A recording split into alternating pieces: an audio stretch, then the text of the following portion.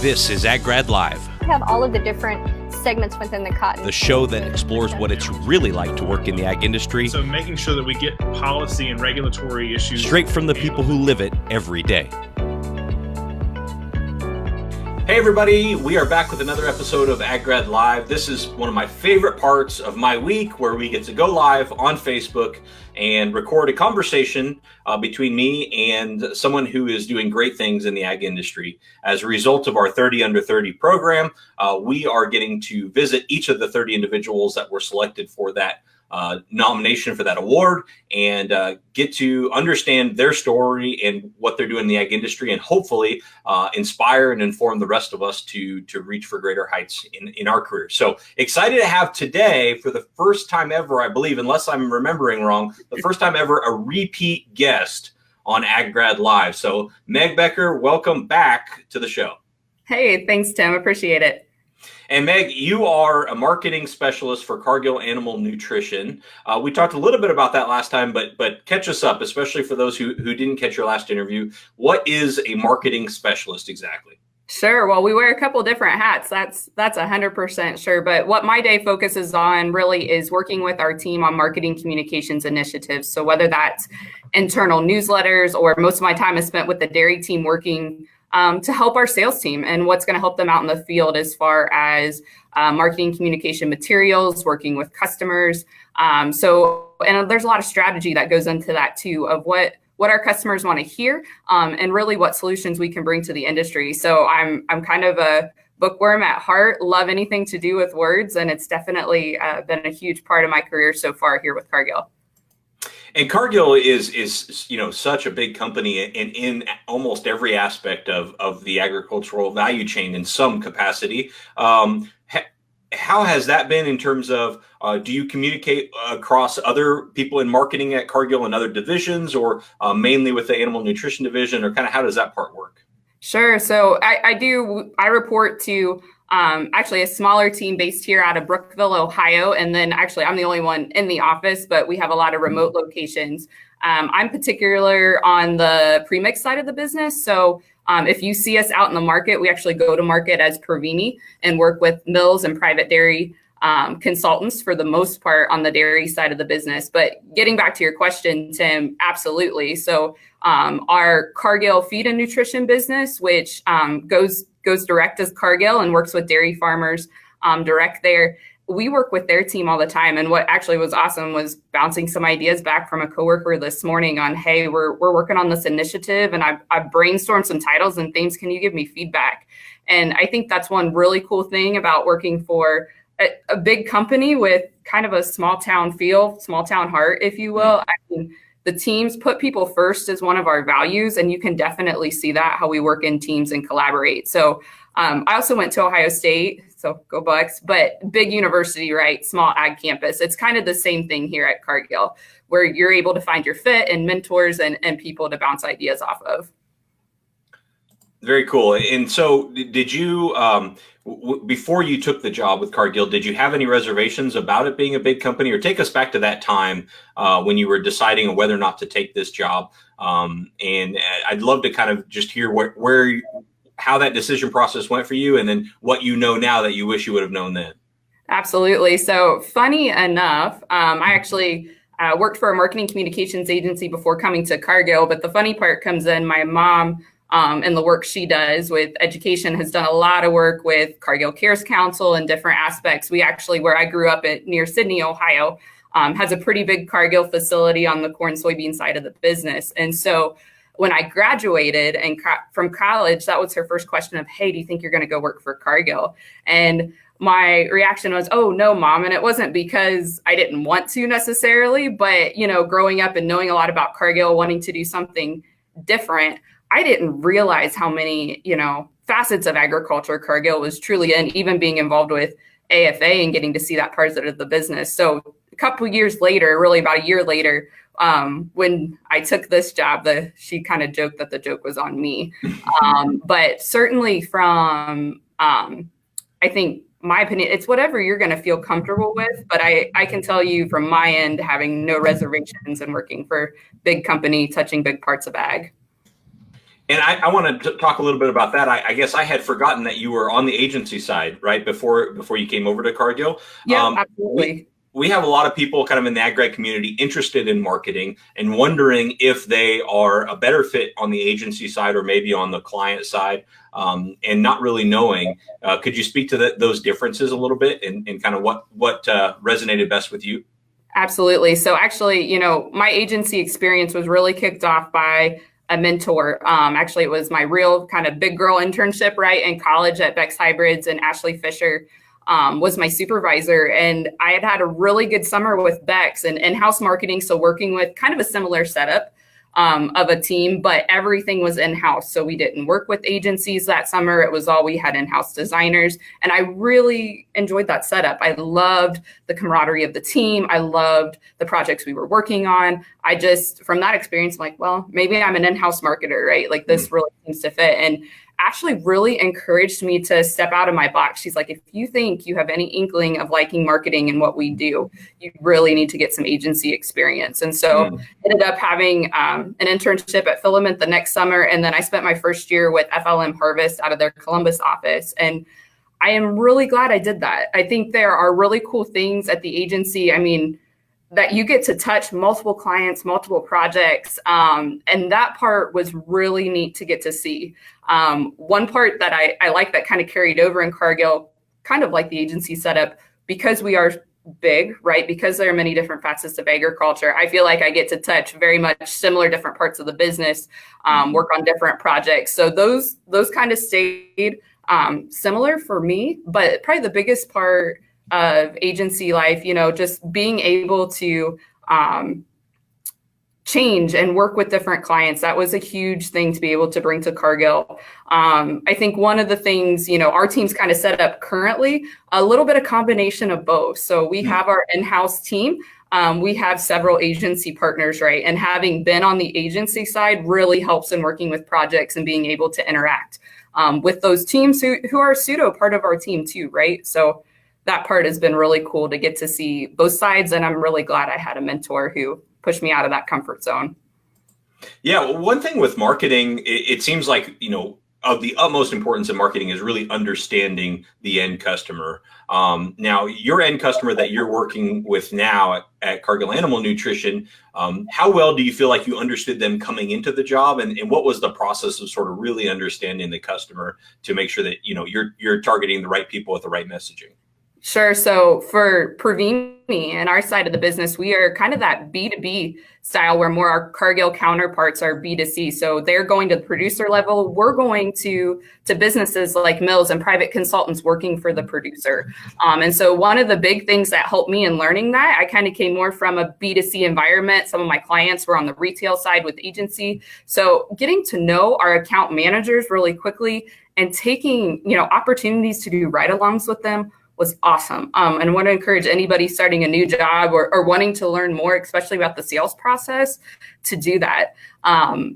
Being able to interact with customers is key no matter what part of the business you're in. I mean, ultimately, at the end of the day, if our customers win, then we as Cargill, we as Pravini, we're going to win. And so I think that's the best advice. And luckily, my supervisor, when I came into Cargill, Josh Hushin, he was really keen on that and wanting me to get to learn customers, get to learn our team.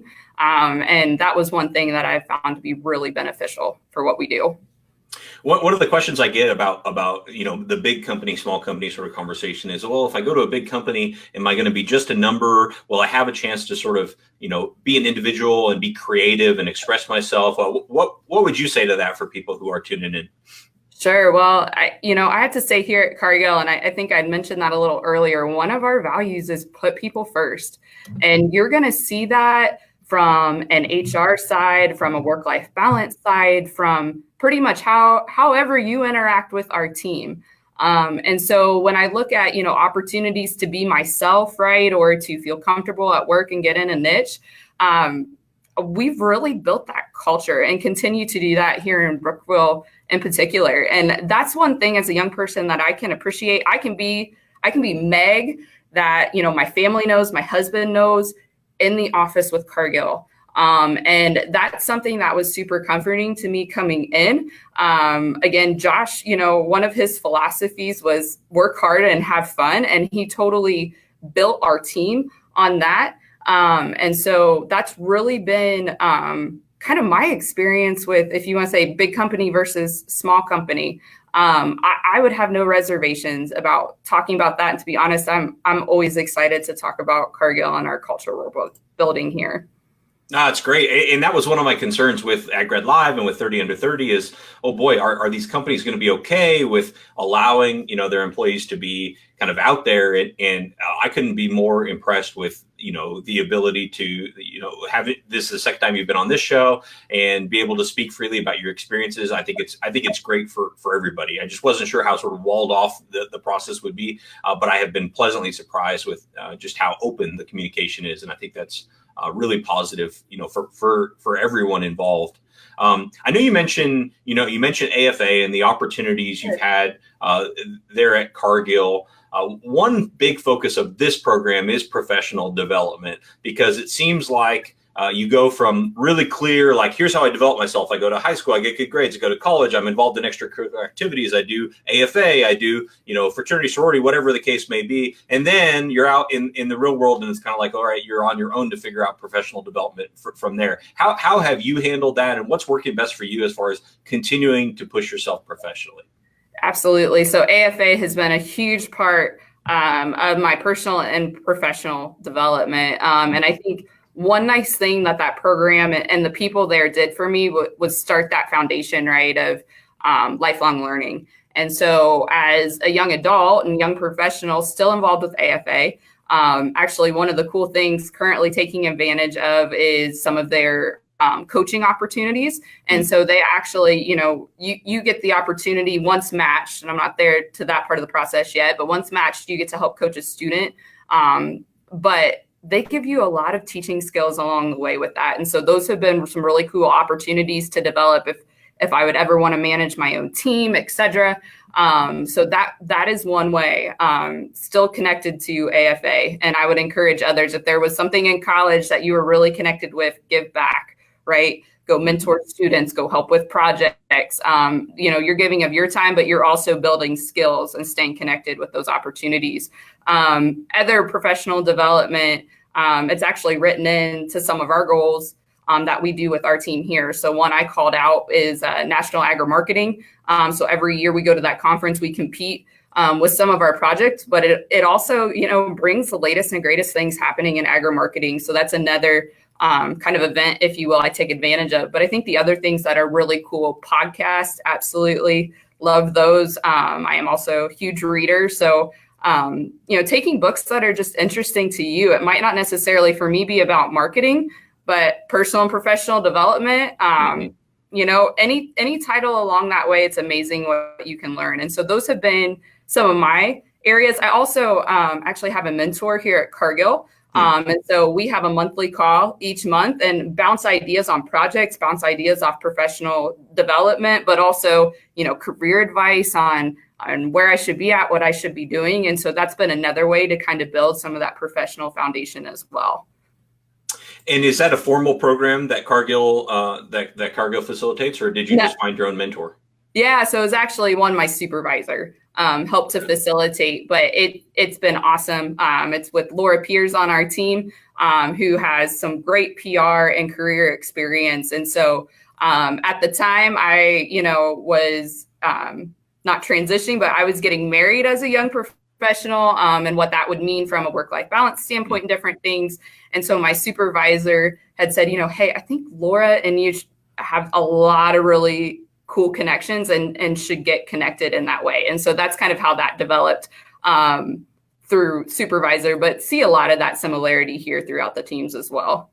Okay. And did you all set up, I'm just curious because we get a lot of questions about mentorship. Did you set up the weekly cadence or the weekly, you said, is it weekly call or monthly call? Monthly, yeah. Monthly. Did you set that up from the beginning, or is it something like, hey, you got to know each other and then maybe you approach the subject of maybe having that call? Yep, absolutely. So we did set up the monthly cadence at the beginning, but one thing that we worked on was, might send out quick little agendas on big highlight things, but at the same time, we left enough room in that hour session for things that come up, right? Not too much detail. So it was formal, but yet not too strict that we couldn't, kind of develop it as the conversation was going to. Yeah. That's great.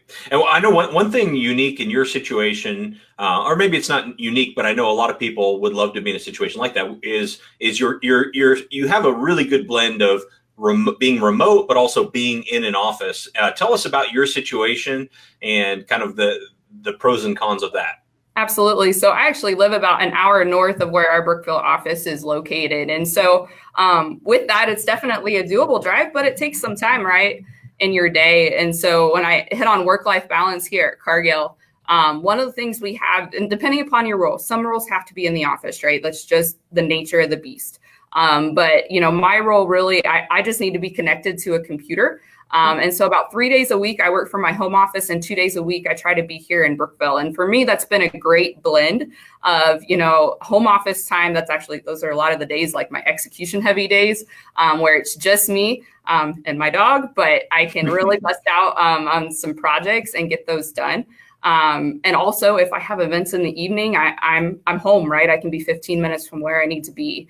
On the flip side of that, being in the office 2 days a week, I love people. I love working in teams. So being able to be face-to-face, have those meetings, have those conversations is great. And so that's kind of how I try to schedule my week of 2 days in the office, kind of a lot of more face-to-face meetings, talking with people, working on projects that way. And then home office, when I need some execution time, can make that happen too. That's how does that work with your boss not being there, as far as the relationship, making sure, one thing I found when I got into client work, I realized that I had this insecurity about if I wasn't talking to my client very often, I would think that they'd be disappointed in the work they were getting. And I would just always be unsure, like, oh, are they, are they close to firing me because we just haven't talked about what are they thinking? I never know. How do you keep that communication open, and how have you handled that, especially with a boss being not in the same office as you most of the time? Sure, absolutely. My current supervisor is Cheryl O'Brien, and she actually works up in the Wisconsin area. So one of the cool things I think Cheryl does is a lot of kind of that balance, right? Like she works out of her home office too, but she's in the office usually about once a month kind of cadence, depending upon what other things are going on.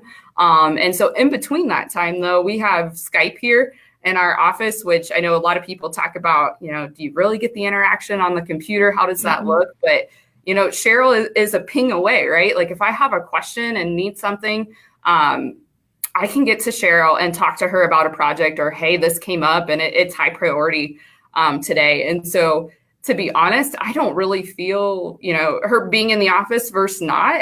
She's definitely reachable. And so that's been super helpful. The other thing she does with our team here is we do have kind of a monthly team meeting. And it's, not just kind of like, hey, what's going on? But she actually sends around a slide. It's called Around the Horn. And we talk about the projects we're working on, what we need help with, and maybe some future stuff or big wins that we've learned about this month, on top of kind of updates from the business, updates from her. And those have been super helpful to get some insight of, hey, this is where as a team we're heading. Here's what we're working on.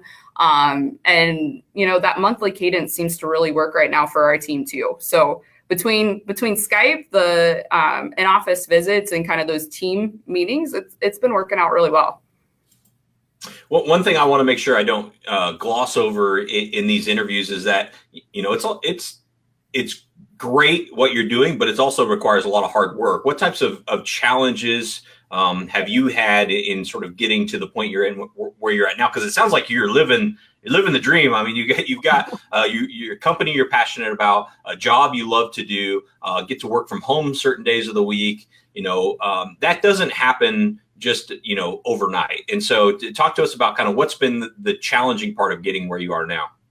Absolutely. Well, anyone who's goal driven, I could joke maybe OCD, but, I think there's always a component of fear of failure, at least for me, and still a work in progress with it. So one thing that was really hard for me, and still, like I said, still working on, is kind of stepping out of your comfort zone, right? Doing something that's not 100% certain you're going to succeed. And so luckily, I think for me, being surrounded by a team who makes it, if you will, okay to fail, Certainly there are things, the marks we got to hit, but like taking those risks and being vulnerable in that to build the trust has really helped me along that path a little bit to say, okay, so if you're into marketing and, wanting to be strategic, which is a huge point. I mean, we can put together a newsletter, right? But if it's not going to the right audience for the right reasons, why do it? And so one of the things, as we plan our projects is objectives, strategies, and then the tactics come last. We don't want a tactic that's trying to find an objective and a strategy. And so, at the end of the day, if we've really taken the time to build those objectives, build those strategies, and take some risk when it comes to the tactic and delivery, we can build on that, right? It might not be a huge success, but it's something we've learned and an opportunity to grow. And so that has been a huge help to me to be able to see that, to really go back to those objectives and learn and say, hey, we had some good rationale for why we did this. Here's what we can do better next time, instead of kind of the idea of, okay, we tried this and it was just a failure. How do you learn that? Because that's not something that you learn in college, or at least not something I learned in college. You kind of learn how to find the right answer, not how to really have the right thought process. So for you, how did that come about? Sure. So it did start, at the agency level when we're working with and coaching clients. Awesome to have good mentors and good bosses who would instill that, especially in a young person, to look at that project. Because ultimately, when you're making advice to a client, you want to be pretty certain, right, of the rationale that goes behind it. So it's a good place to start. The other thing I'll say is our team here is really built on that. Actually, a lot of our people do have some agency background, so I could see where some of that would come into play. But when we're on a budget like anybody else is, right? When we're looking at marketing tactics, and we have to make those decisions on allocating money for different projects. And so as we look at that, our team really uses that as a base to say, okay, like, here's the rationale we're going to use. And if it doesn't have an objective and a strategy and doesn't fit in our budget, we can't do it. So that really helps make those decisions, and, that we're spending our money for the betterment of our team, right? And the betterment of Previni and Cargill at the end of the day. I found with marketing, it's one of those things where everybody from the outside in thinks it looks cool, because they picture like brainstorming and things like that. What's something about marketing that a lot of people don't see because, it's not the part they would show in like a movie or something? Sure. So definitely the brainstorming, has a piece of it, certainly not the level to Mad Men or anything like that. But that's kind of a running joke on our team. But I think, execution heavy, right? Like, so some of the things we think about, I think on an editorial team, you think about looking over copyright and editing and doing those things. But that's one thing our team is required for, on top of, lots of project management. And it's not that our title is project manager, but we're really the liaison between our sales team here in our office, our technical team, and then taking both of kind of those perspectives and stories and bringing them together for usually an external message. And so there's a lot of people management that goes into that, relationship building that goes into that might not necessarily be really included in those all other duties as assigned category. But I think that's one of the big things maybe that people don't always see in marketing is being that liaison, being that kind of team builder, if you will, on some of those projects. What about subject matter expertise coming in, working in a feed sales environment, livestock nutrition environment? How knowledgeable were you on the product and on the sort of the subject matter of animal nutrition? And was that a barrier you had to overcome? I think a lot of people are intimidated by that sort of situation. Absolutely. And so my background, we showed market lambs and grew up doing that. So I'm an AgCom major with an environmental science minor. So, really kind of hobby farm background as compared to huge commercial operation. And so, no, definitely I was not a technical nutritionist, right, when I came into this role, but I have to work with technical nutritionists on an everyday basis. And so one of the cool things I think Cargill has is a Nourishing You program. So it's kind of an educational, we'll go along those professional development lines, but there's curriculum there that you can use. And so one of them was just basic animal nutrition. It was a great refresher from biology classes and different things when I first started to really get back into just some of the typical terms, right, that when I'm working with the tech team, I can relate to. I think the other thing for me, was building some relationships with those people and technical nutritionists to go back and say, hey, I do not understand in this report what this is referring to. Can you help explain it to me? So to the people who are intimidated, absolutely 100% fair, right? But I think the biggest thing is it goes back to that vulnerability, that being okay to fail. Asking questions doesn't mean that, you're going to fail in the long run or that you're not cut out for your job. It just means you're learning. And so the biggest takeaway I think I have from that is just continue to ask those questions and learn. Because I certainly came with somewhat of a livestock background, but certainly not the technical nutrition end. I know you said you're a reader and podcast listener, so maybe choose one, or you can even choose one of each if you wanted, that really has that you've been able to implement in your career. Sure. So I have jumped on the bandwagon a little bit with Rachel Hollis. I will say I had a friend who cued me into it maybe before the huge boom happened. But the one thing I really like about Rachel, not only in her podcast, but her book, and I'm reading the second one, but I love the vulnerability she had there. I guess there's some buzzwords here for this interview, but she was completely real, right? And saying, hey, I have this high school diploma. I wanted to start a business and I had this big dream. And there was a lot of failings along the way. And for somebody working on that, in their own and taking risks, those were great books and great podcasts to be able to listen to and go, okay, I'm not the only one, right? Feeling this way. And there is always, the next day with that and building and growing. So she's been a good one for me to jump into a little bit and would encourage, anybody, certainly male or female, you could connect if you're a young woman on the professional side, maybe more, but certainly she's got some good advice in those pages. And is that Girl Wash Your Face? Is that that book? Absolutely. Girl Wash Your Face and Girl Stop Apologizing is what I'm in now. So okay. And then the podcast is Rise Podcast? Yep, that's it. Okay. Great. Well, let's end on some career advice. Best career advice you've ever gotten, or maybe you didn't receive this advice, but you want to pass it along.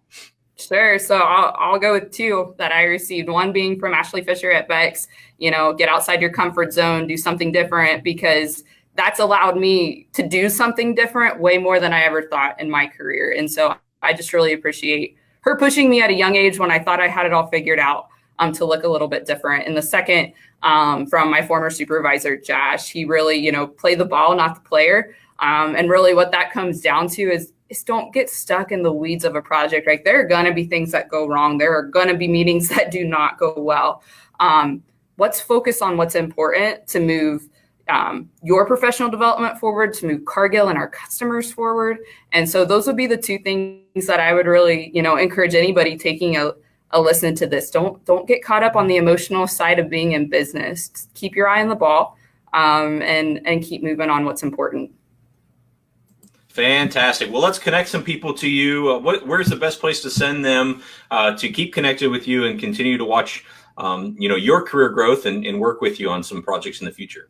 Absolutely. So I am on LinkedIn. Feel free to catch up with me there, as well as Twitter at Ohio Ag Girl. Would be happy to connect with anybody wanting to do so.